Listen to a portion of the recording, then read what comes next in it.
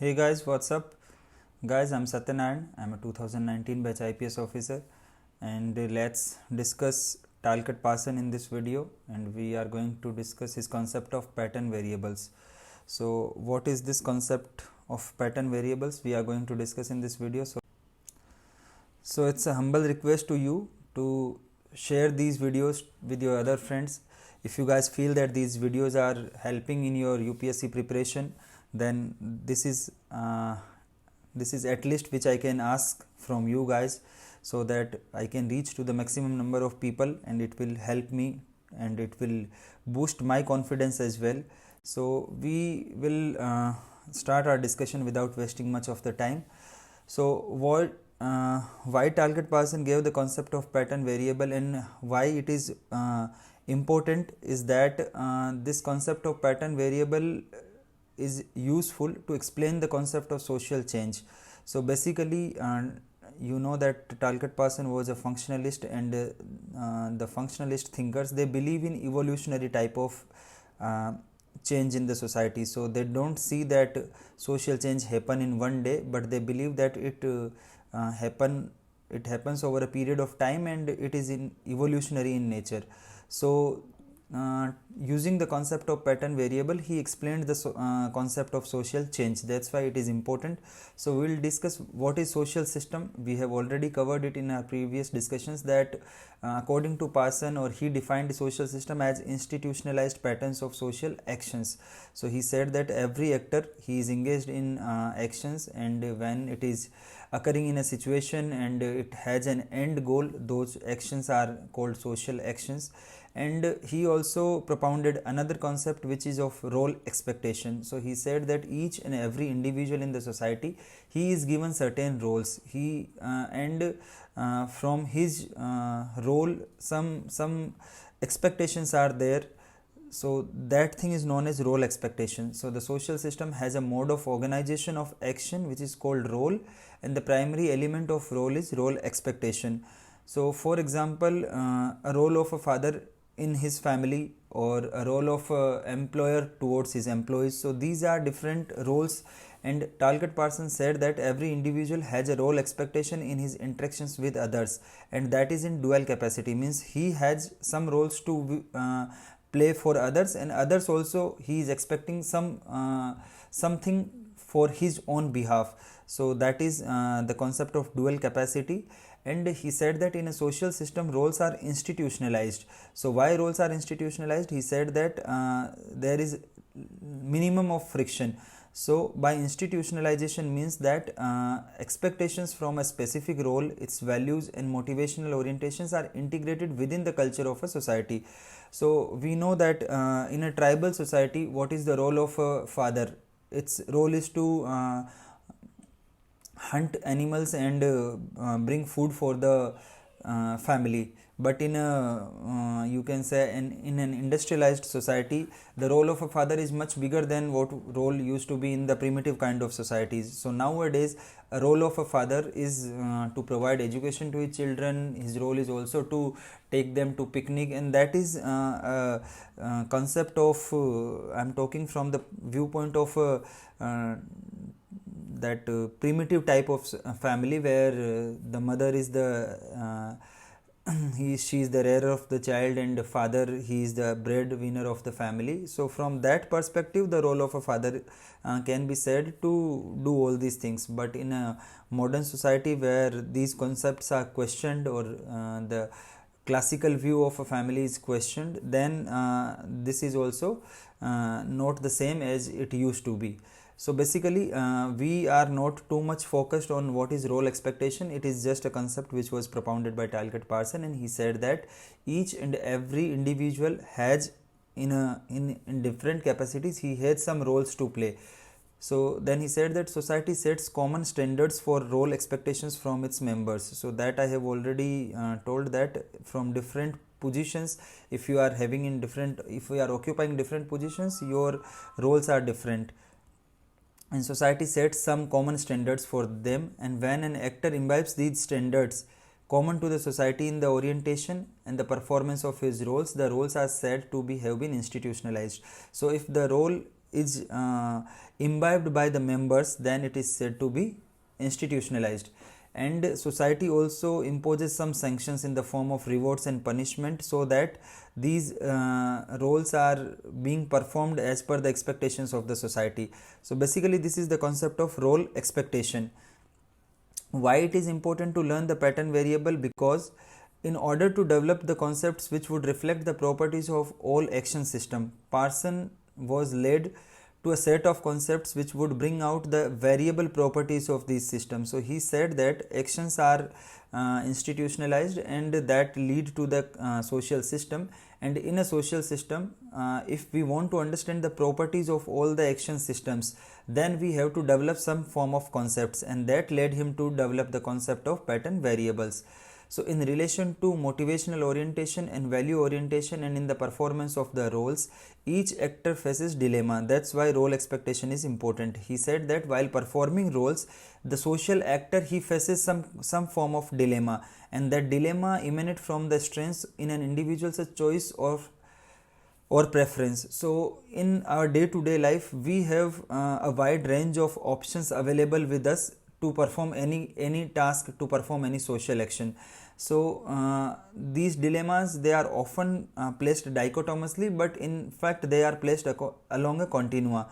So basically we have a range of options ranging from 0 to 1. So 0 and 1 are extreme of this case.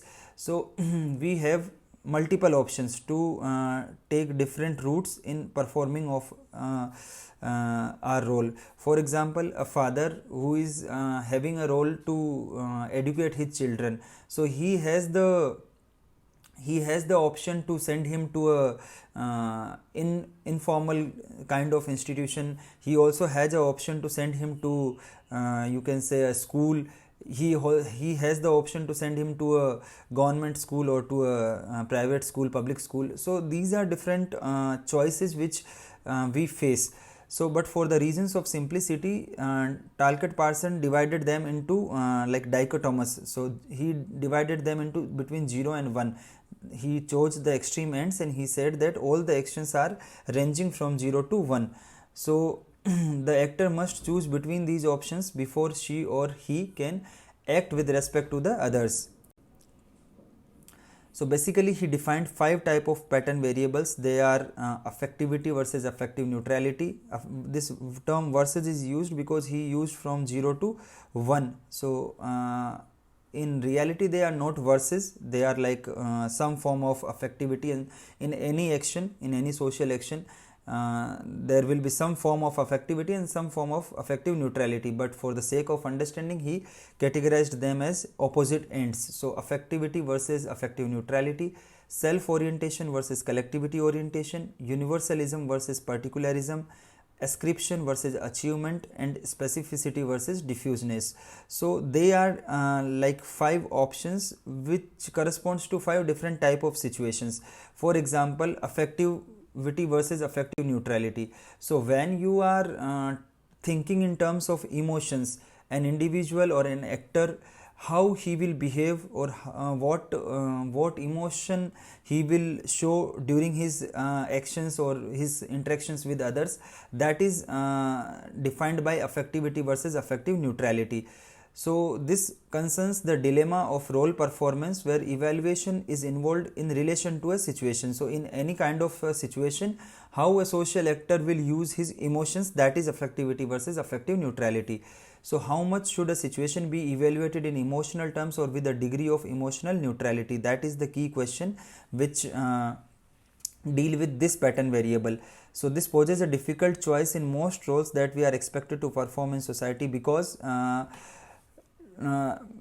we have to use our emotion in each and every social action, but how much we can be emotional and how much we have to be, you can say, non-emotional, or how less our emotions should get involved or it affect our action, that is basically affectivity versus affective neutrality. So this concept will be solved by using this example of a mother-child relationship. So what we expect that a mother is careful towards his son, and she is like she's affectionate to him or her, to her children, and she will never scold them, but discipline she also needs to exercise at some particular time she need to exercise discipline also. So there she may have to scold her child, sorry, or she also may have to beat her children. So that is affective neutral. So while in that particular situation, while she is dealing with her children sternly, or she is like beating them, at that particular instance her behavior is affective neutral, but in general her behavior is affective towards her children. But in comparison, you consider a job of a policeman, or you can consider a situation of a doctor patient relationship. This is a key important concept.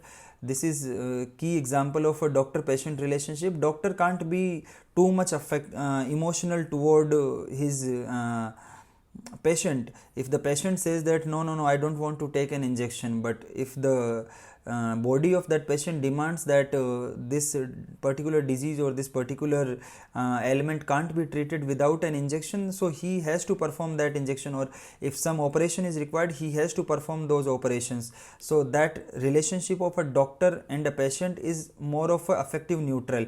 Although we already said that it's not like a doctor patient relationship is completely affective neutral. It doesn't mean that a doctor do not show his emotions toward his patient. He has to show some emotions. He can show sympathy. That is also helpful in treating the patients, but the bigger element in this relationship is affective neutral as compared to the mother child relationship. So I think this is clear to you that in situations where how much emotion should be used, that is basically affectivity versus affective neutrality. We'll take next pattern variable, that is self orientation versus collectivity orientation. So it is clear by its term that self orientation means centered, considering the interest of oneself. Collectivity means considering the overall benefit of the society or overall benefit of the social system. So the main issue in this pattern variable is that of moral standard in the procedure of evaluation. The moral standards arises from the fact that actor has to make a choice between his or her own gratification, that is self-interest, and its deferment for the good of a large number of people or a collectivity. So you can take an example of a family, a typical Indian family, or you can say a traditional Indian family, where if one person is earning, he can't just look after his own welfare. He can't just look after welfare of his wife and his children. He used to fulfill his responsibility as a child of that family also, or a son of that family, and he used to forbear the responsibility of the overall family. So in that particular case, he is deferring his own good for the sake of the larger family. That can also be for the larger society, that can also be for the country itself.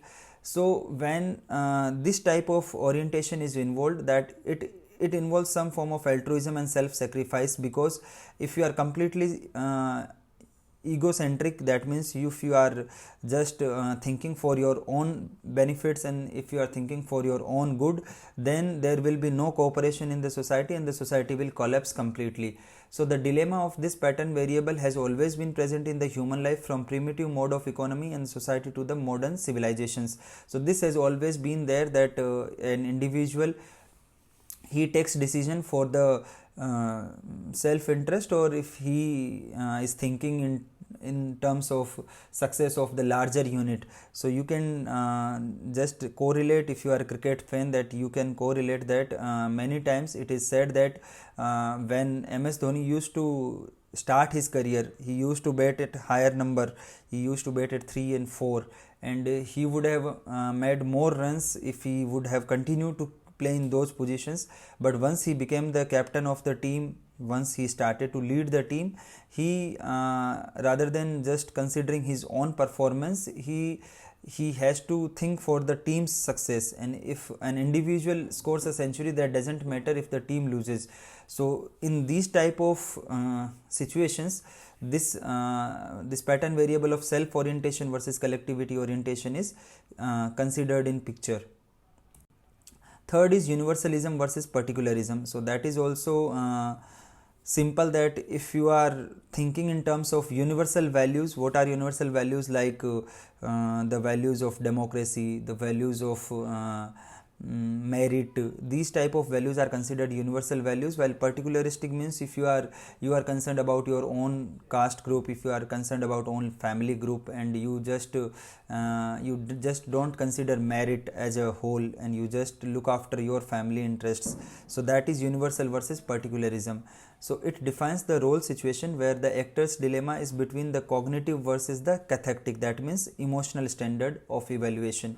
So whether you consider in terms of emotions or you take any decision in terms of its merit. So this is rationality versus emotional part. So a very good example of roles adhering to universalistic standards of human behavior and are role performances which go strictly by legal norms and legal sanctions. So for example, if I am the SP of a particular district, and for example my very close friend or my family member commits a crime, then how do I behave in that situation? Should I go according to the law? Should I go strictly to the law and I do not consider any form of like that personal bond, and I do not vouch for my friend or my family member that if he has done anything wrong he should go, and I do not help him? Then this is being thinking in universalistic terms. But you know that every individual, he has some form of limitations, and he is bound by a family members, he is bound by his friend. So even if our friends are completely wrong, we tend to support them till some extent. So that extent depends, but we are like going to support them. So that is the dilemma of universalism versus particularism, and it is not at all possible that each and every individual is completely universal in his behavior. He can't be, because he is also bound by emotions. But if one abides by the rule of law irrespective of the personal kinship or friendship considerations, then that would be an example of universalistic mode of performance. But in reality that never happens. And a very good example of this is like this nepotism.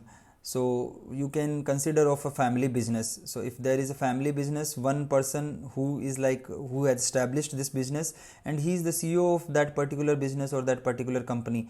But if that is a family business, and when this person hands over the baton to the next generation, he will first consider his or her own children and his or her relatives. So he may not give that post of a CEO to a person who is like the most meritorious person in that company, but he still may give this post to his or her relatives. So that is thinking in particularistic terms.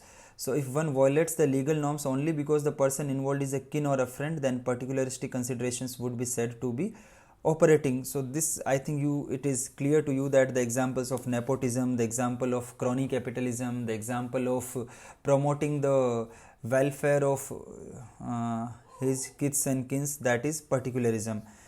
So Talcott Parsons says that in societies where the role of the bureaucracy of formal organizations and modern institutions have become widespread, there the dilemma of universalism and particularism have become a matter of choice in everyday's dilemma. For example, UPSC, the person can be a UPSC chairman, he can be the chairperson of UPSC, and he can also be a member of UPSC, and he can sit for the interviews. But if his relative or his friend's child, someone appears for the interview, then either he must recuse himself from that board, or if he is sitting in that board, then he has to look just after in universalistic values. He just can't be biased over there.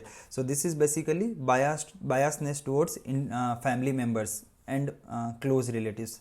That is the gist of universal versus particularism. Next is ascription versus achievement, that is simply means by birth versus achieved. So ascription versus achievement, so it is based on whether or not the actor defines the objects of his or her role either in terms of quality or performance.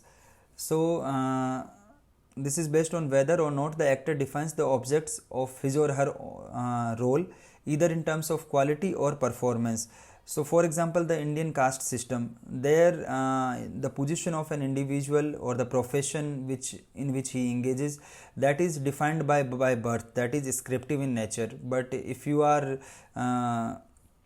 doing hard work and you are achieving some position, then that is achievement oriented. So basically class system is considered as achievement oriented, while caste system as a social system of stratification, that is considered ascriptive in nature. So India, it presents a very good example of pattern variable where the performance is governed by the caste system. In the caste system, the status of the person are determined not on the basis of their personal achievement but also on the basis of their birth. It is not just on the personal skills and knowledge that a person is meritorious then he is Brahmin. It's never like that. So if he is born Brahmin, he is a Brahmin. So ascription is based on assigning certain quality to a person either by birth or by age or by sex or kinship or race. For example, there are some professions where only male are hired and no females are hired just because it is considered that it is male's domain. So that is basically a ascriptive type of system. If you feel that in army no leader, no female can lead the army unit, then it's you are thinking in ascriptive terms. You are just considering that male are superior than female. So that is ascriptive thinking.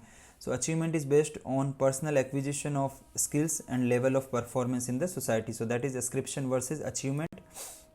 Last one is specificity versus diffuseness.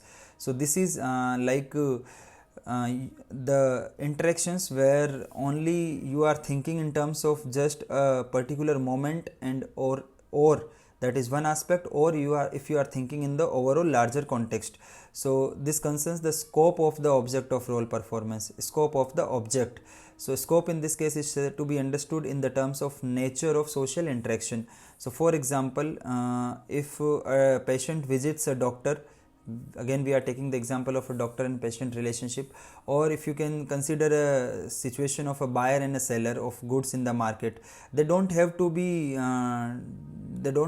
too much worried about the looks and performance or the merit of the patient. A patient is a patient for a doctor, whether he is from poor class or from rich class, or if he is a male or a female, a patient is a patient. Similarly, for a seller of a good, he will not think that the person is coming from some X locality or Y locality. He doesn't he is not bothered by those things. He is just interested in if he is paying the minimum amount at which he can sell the things, then he is considering only that thing. So that his scope is very limited, his scope is very narrow, that is specificity. While on the other hand, some relationships, they expect very general and encompassing in nature. For example, the relationship of friends, the relationship between two friends, or the conjugal relationship, that means husband-wife relationship.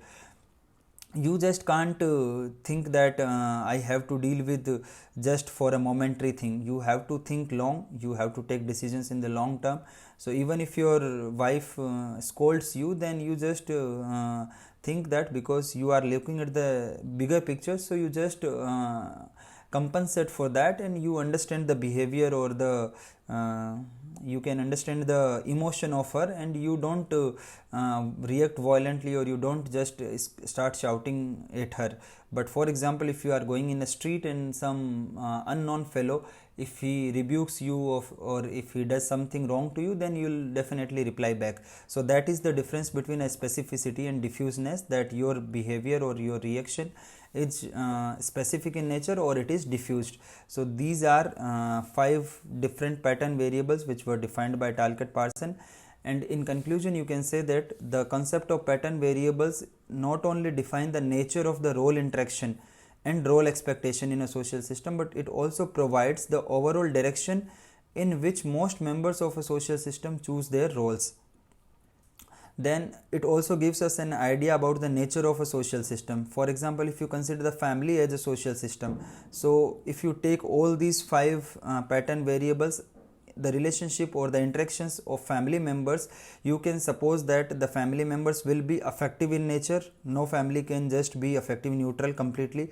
Largely they will be collectivity oriented. That means the members of the family, they are not just worried about the self interest of one in particular member, but they are worried about the welfare of the entire family. They are particularistic in nature. That means they are not universalistic. For example, if a family businessman is there, the son will automatically occupy the position of his father once he is grown up. And ascriptive in nature means even if he is not completely like too much skilled, or if he is not above par in the merits, then also he will be the CEO of that company. And diffuseness means you just can't be specific in your reactions in a family. So this is the family system, where these five extremes of the pattern variables are used. While on the contrary, you can take the example of a medical association or a bar of the advocates or a student association.